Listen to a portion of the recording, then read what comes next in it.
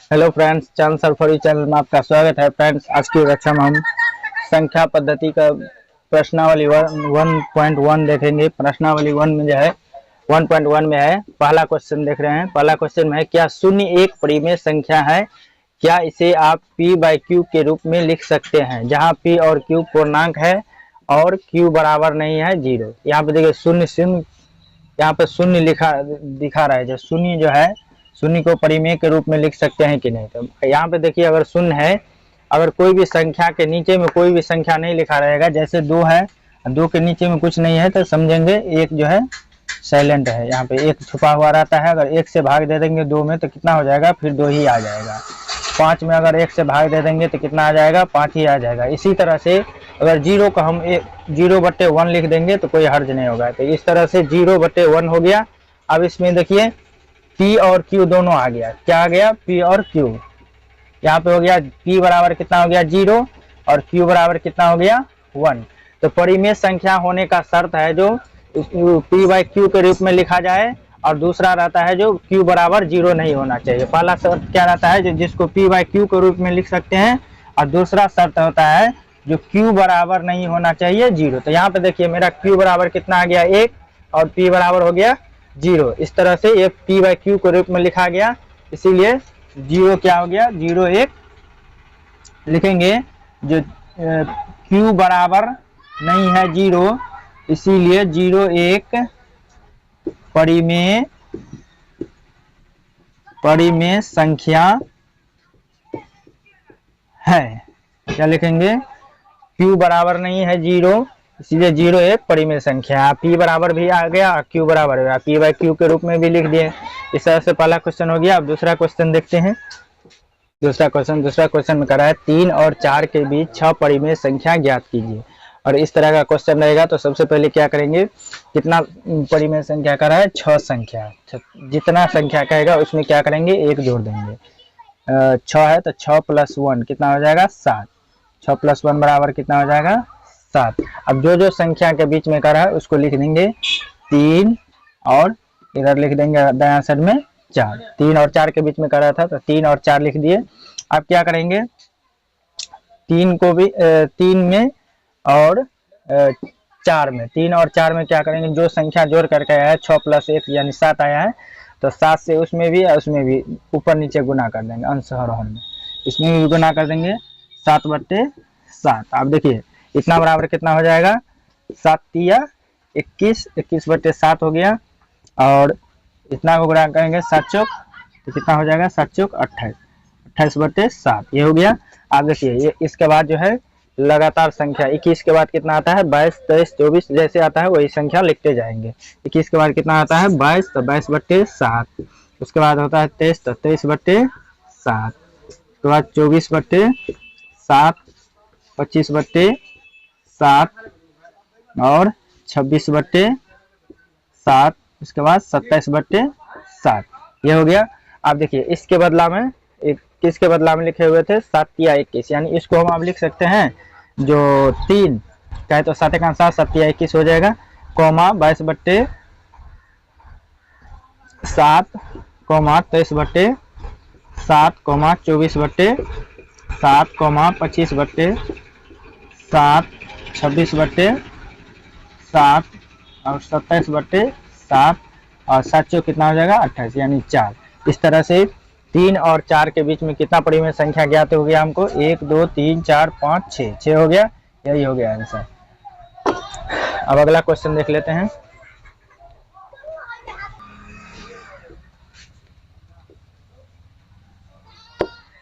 Friends, आप तीसरा question देखिए। तीसरा क्वेश्चन में करा है 3/5 और 4/5 के बीच 5 परिमेय संख्या ज्ञात कीजिए। जैसे दूसरा नंबर बना है वैसे ये भी है, वो था भिन्न में और वो था सिंपल संख्या में, और यह है भिन्न में। तो इसको भी कैसे बनाएंगे, 3/5 पहले कितना परिमेय संख्या का रहा है ज्ञात करने के लिए 5, तो जितना संख्या कहेगा उसमें 1 जोड़ देना है। यानी 5 का रहा है तो 5 + 1 यानी 5 + 1 कितना हो जाएगा 6। ठीक है फ्रेंड्स, आप क्या करेंगे, उसमें क्या किए थे, दोनों संख्या को इस साइड वाले संख्या को इस साइड में, यानी 3/5 को पहले लिख दिए। उसके बाद क्या लिखेंगे 4/5 और 3/5 लिख दिए, और जोड़ करके जितना आया है टोटल यहाँ पे जो संख्या निकाले थे 6 निकला है ना, तो 6 से क्या करेंगे, ऊपर नीचा दोनों में गुना कर देंगे। 6/6, इसमें भी क्या करेंगे 6/6। अब दोनों को जो गुना करेंगे कितना आ जाएगा, 6 × 18 और 6×5 30, 18/30 हो गया। और इधर आ गया आपको 6×4 24, और नीचे में आ गया 6×5 30। तो जिस तरह से उसमें लिखे थे, ये निकालने के बाद इसके आगे वाला संख्या लिखे थे 18 के बाद क्या आ जाएगा 19, तो 19/30 हो गया। उसके बाद 20/30 हो गया। उसके बाद क्या हो जाएगा 21/30। उसके बाद 22/30, 23/30। इस तरह से आ गया। हमको कह रहा था 5 परिमेय संख्या ज्ञात करने के लिए, तो 1 2 3 4 5 निकल गया। अब 18/30 को कितना लिख सकते हैं, 18/30 को 3 × 6 = 18, 3 9 30, यानी 3/, अब देखिए 18/30 को कितना लिख सकते हैं आप, 18/30। 18/30 को जो लिखेंगे तो 3 से कट जाएगा, 3 × 6 = 18, 3 9 30, फिर 3 से कट जाएगा, 3 दूनी 6, 2 से कट जाएगा, 2 3 6, 2 5 10, यानी फिर यहाँ पे हो जाएगा आपको 3/5, 19/30, 20/30, 21/30, 22/30 और 23/30, 24/30 को लिख सकते हैं 4/5। इस तरह से 3/5 और 4/5 के बीच में 5 परिमेय संख्या हमको ज्ञात हो गया, 1 2 3 4 5। इस तरह से ये आंसर हो गया। अब अगला क्वेश्चन देख लेते हैं, चौथा क्वेश्चन। देखिए फ्रेंड्स, अब अगला क्वेश्चन चौथा क्वेश्चन में करा है, नीचे दिए गए कथन सत्य है या असत्य, कारण के साथ उत्तर दीजिए। अब एक कथन दिया हुआ है, क्वेश्चन नंबर 4 में 3 क्वेश्चन दिया हुआ है, उसमें कथन दिया हुआ है, उस कथन को कह रहा है सत्य है या असत्य, इसको कारण के साथ उत्तर दीजिए। अब देखिए पहला कह रहा है प्रत्येक प्राकृत संख्या एक पूर्ण संख्या होती है। तो आपको याद होगा जो प्राकृत संख्या किसको कहते हैं, 1 से स्टार्ट करके यानी अनंत तक के संख्या को प्राकृत संख्या कहते हैं, और पूर्ण संख्या कहते हैं।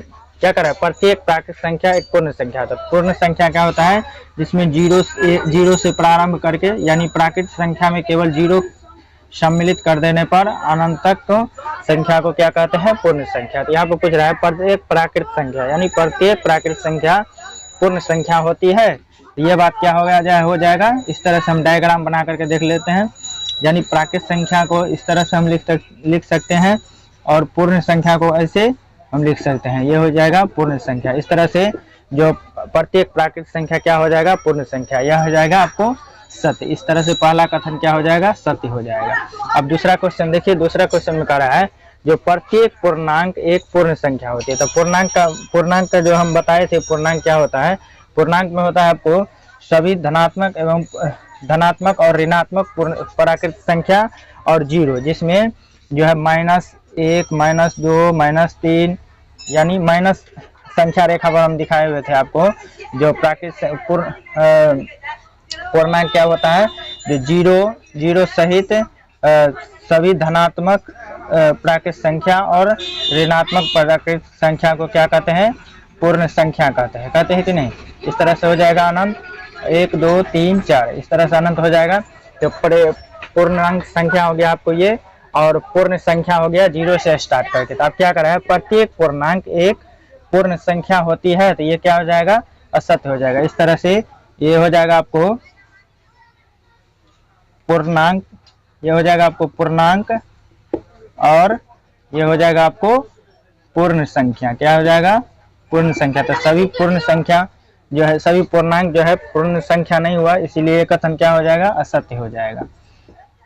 अब तीसरा क्वेश्चन देख लीजिए, इस चैप्टर का अंतिम क्वेश्चन कह रहा है प्रत्येक परिमेय संख्या एक पूर्ण संख्या होती है। प्रत्येक परिमेय संख्या कह रहा है, क्या प्रत्येक परिमेय संख्या एक पूर्ण संख्या होती है।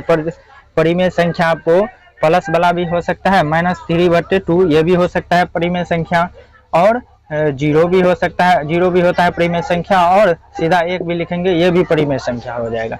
मगर केवल जो है पूर्ण संख्या कितना से स्टार्ट होता है, माइनस वाला नहीं होता है पूर्ण संख्या, यानी 0 से स्टार्ट होकर के धनात्मक संख्या सभी प्राकृत संख्या क्या होता है, पूर्ण संख्या।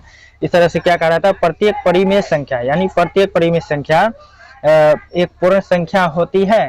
तो सोचने वाली बात है। कह रहा है प्रत्येक परिमेय संख्या, तो परिमेय संख्या का हम पूरा इस तरह से लिख सकते हैं, डायग्राम बना सकते हैं। परिमेय संख्या, ये हो गया परिमेय संख्या।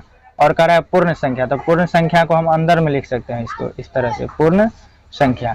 सभी पूर्ण संख्या जो है परिमेय संख्या है, मगर यहाँ पे क्या कर रहा है, प्रत्येक परिमेय संख्या पूर्ण संख्या हो सकती है, तो क्या हो जाएगा, असत्य हो जाएगा। इस तरह से इसका कथन क्या हो जाएगा, असत्य।